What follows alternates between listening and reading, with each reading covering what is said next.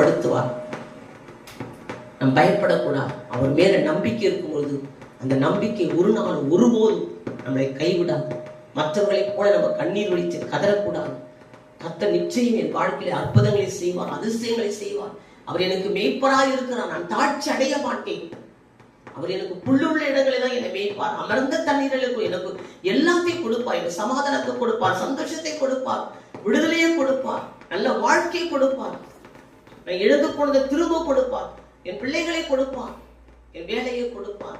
என் பணத்தை விட்டுட்டு நான் தவிக்கிறேன், என் பணத்தை ஏமாத்திட்டு போயிட்டாங்க, ஏதோ ஒரு வழிகளை அந்த பணத்தை திரும்ப கொடுப்பார். யோபு தன் வாழ்க்கையிலே எல்லாத்தையும் இழந்துட்டார், ஆனா கொடுக்கும்போது இரட்டிப்பான நன்மையை கொடுத்தார். பணத்தை கூட எழுத நிறைய பேர் அவளை ஏமாத்தி பணத்தை வாங்கி போயிருக்கலாம். அதுக்காக இந்த பணம் திரும்ப கிடைக்குமா என்று வேண்டிக் கொண்டிருப்போம். ஆனால் நிச்சயமாய் இழந்து போன பணத்தை கூட தேவன் திரும்ப கொடுப்பார். ஆனால் நாம் அவர் கொடுப்பார் என்ற நம்பிக்கையில் உறுதியாக இருக்க வேண்டும். அவருடைய சமூகத்தில் வேண்டிக் கொண்டிருக்க வேண்டும். அப்ப நிச்சயமா நாம் கேட்டது நமக்கு கிடைக்கும். கர்த்தர் உங்களை ஆசீர்வதிப்பாராக.